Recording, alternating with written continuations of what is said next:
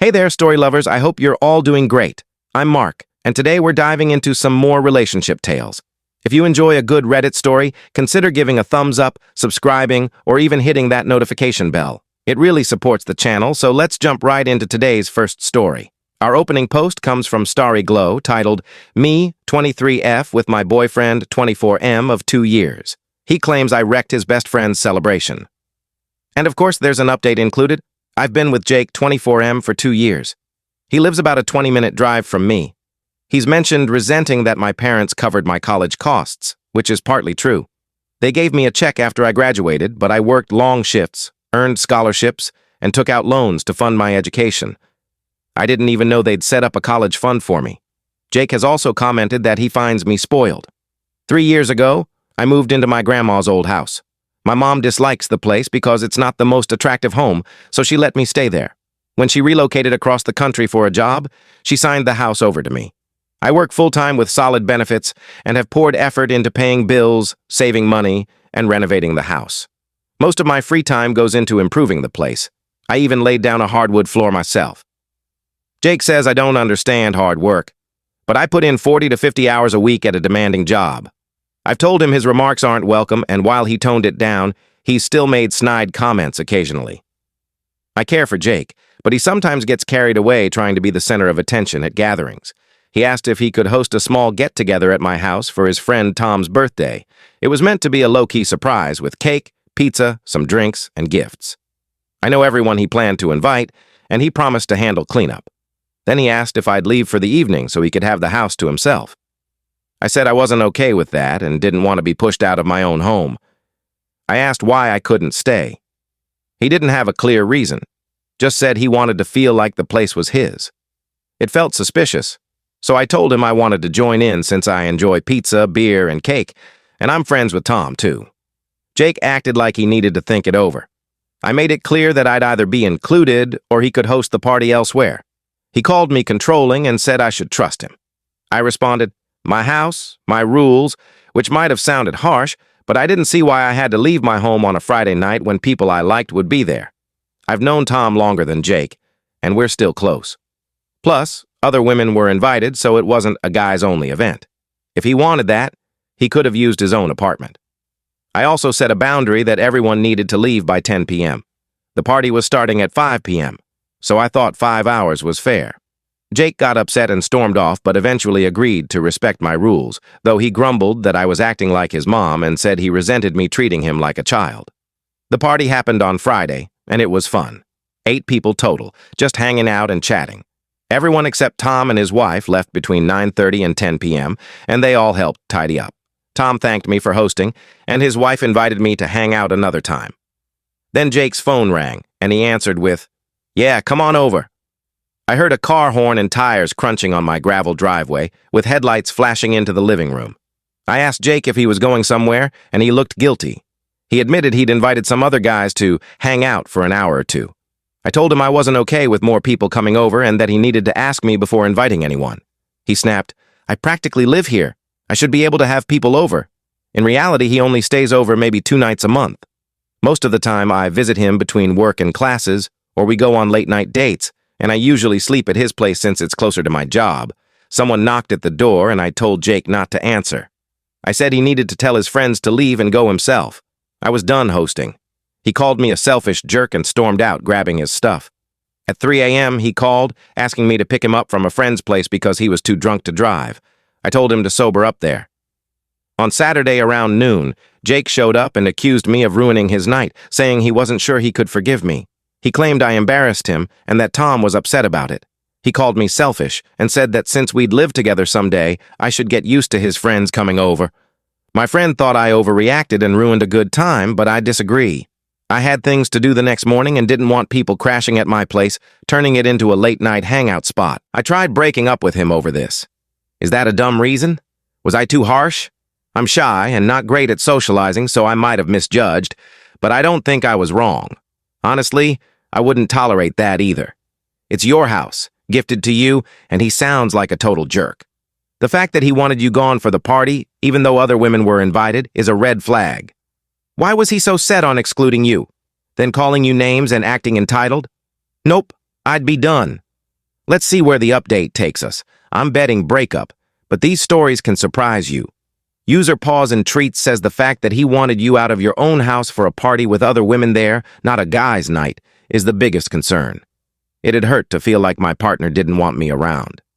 Stream Taste says, everything he's saying is rude, insulting, and manipulative. You're not overreacting.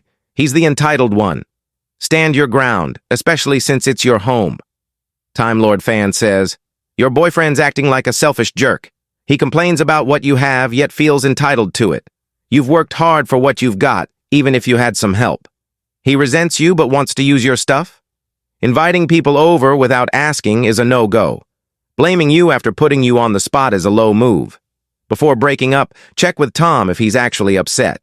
It's likely your boyfriend exaggerated to guilt you. If Tom's fine, that's the final straw. Dump him. J. Smith says, you love Jake? Why? He resents your success, tries to take advantage of it, and doesn't respect your efforts. He wanted you to leave your own house while he partied with your friends and random people. Quoting you, I didn't want people crashing on my couch, using my house as their whiskey hotel. Damn right. You said you're considering breaking up? Is that a bad reason? No, it's a great one. I don't get why you haven't already kicked him out, blocked him, and moved on. Frosty Peak says, he's got major entitlement issues. If he moves in, he'll act like it's his house and expect you to leave whenever he wants. It's not unreasonable to want to be part of an event at your own place. The 10 p.m. cutoff was a bit strict, but that's it. Save yourself the trouble. You know what to do. Curious Mind adds, you don't need a freeloader. To which you replied, a freeloader's the kind of guy who gets no love from me, hanging out on the passenger side of his buddy's car, trying to hit on me. Love the sass. Now, let's get to the update. You were asked for an update, so here it is. I called Tom, and he said he talked to Jake briefly about golf plans, but he turned Jake down because he was uncomfortable with Jake's behavior, not even about the party. The last time they hung out, Jake took Tom to a bar with some work friends, including younger women. I'm fine with that, and Jake didn't cheat, but the women got very drunk, and Jake didn't want to leave. He called friends to pick them up and went to another friend's place, the same guys he tried to invite to my house. Tom left because they were making crude comments about his wife and smoking weed. He said Jake's behavior made him uneasy, and the party was the final straw because Jake spent it complaining about how immature and foolish I was when he wasn't with me. Tom said we're good and wants to hang out again, but he's done with Jake if he's still my boyfriend. On Sunday, I had 2 friends over for lunch, and we discussed Jake for nearly 3 hours. I shared everything about the party and how he's been treating me. Repeating his words made it click. I didn't want to be with someone so immature. I felt free, like a weight lifted, and knew I was done. I think part of me had already let go after the party. While my friends were there, Jake texted, asking to borrow my gas card. I've never let him use my cards because that's risky, even with longtime friends. I told him to come over to talk. My friends stayed in the next room for support. It was easier than I expected. He asked for the card, and I said we were done. He wasn't getting it, and I didn't want to see him again. I told him to keep the $200 he owed me. I didn't care. He demanded his DVDs back, I gave them to him, and he left. 2 days later, he blew up my phone with calls and texts, saying he loved me, needed me, and wanted me back. I learned he was behind on rent, spent his money partying, and hoped to borrow from me. I blocked him. He showed up at my house twice, but I threatened to call the police through the door, and he left. I haven't seen him since. I'm not sure what's going on with him, but I'm done. I'm single now, focusing on work and planning a trip. A friend is house-sitting and knows not to let Jake in. My friend Sarah and I are heading to the mountains. I got a spa treatment, and the masseur worked wonders on my stress. I also dyed my hair red and changed my locks. I'm seeing a therapist, picking up extra shifts, and hanging out with friends. I've got a get-together planned with friends, including Tom. It feels good, but I know I'll probably have a good cry once the high wears off. That's the update. Oh, how dare you leave him when he needed your rent money? That's sarcasm, folks. There's a mini update from your profile. It's been a while, and I don't know if anyone remembers, but here's the latest. Jake got arrested for drug possession and faces a felony charge. He threw a brick through my window and stalked me aggressively for 2 weeks, following me to work. He's been in jail for a while. I started dating someone new soon after, and it's going well. My new partner is an early bird like me, and we spend weekends together. He sends sweet texts and remembers little details. I like him much more than Jake. Thanks for all the support. I hope Jake stays out of your life and your new relationship thrives.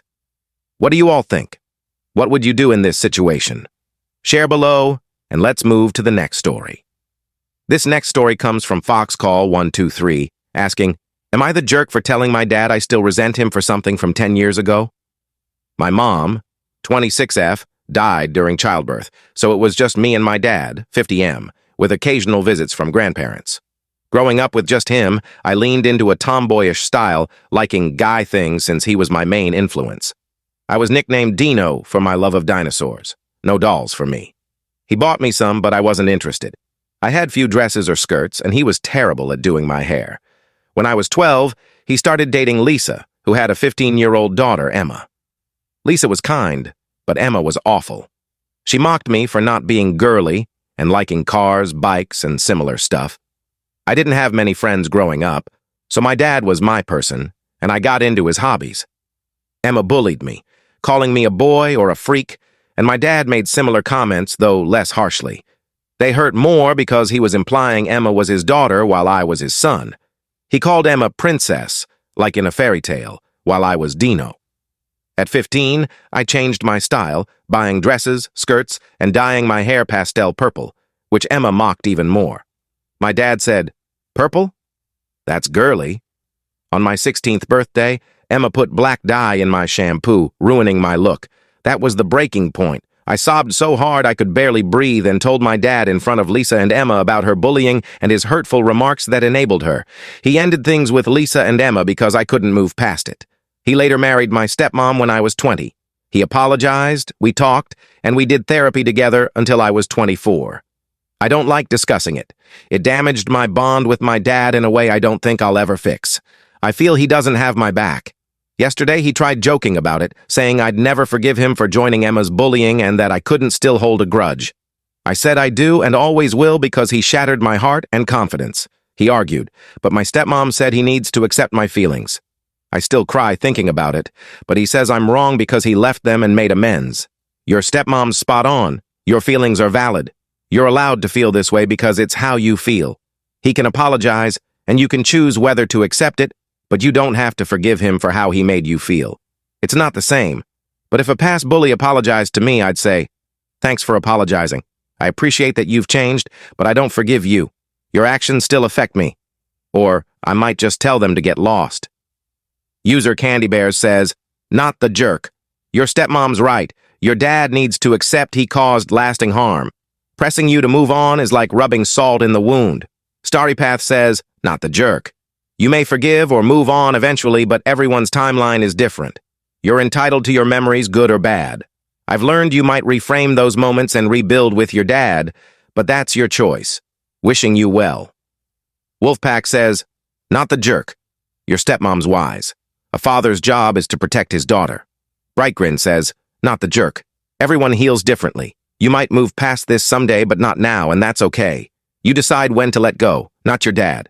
He's made amends, and your stepmom seems supportive. But your pain is yours to release when ready." Inktide says, "Not the jerk. Those who haven't been bullied don't get how resentment lingers. My mom was harsh with punishments and later dismissed my feelings when I brought it up, never apologizing. Unlike your dad, she just made excuses." Sakura Bloom says, "Not the jerk. Broken trust is hard to mend. Holding a grudge means you're guarding against being hurt again." Rural Lawyer says, "Not the jerk. You were honest about your pain, and you have every right to feel it. He was supposed to protect you, but joined the bullying. Leaving Lisa and Emma was the least he could do. Therapy can't fully restore trust after he failed you during your formative years. Your stepmom's support is great. I don't think my bullying example perfectly matches, but I believe your resentment is valid. What do you all think? Share your thoughts below, and I'll see you in the next one. Take care, much love.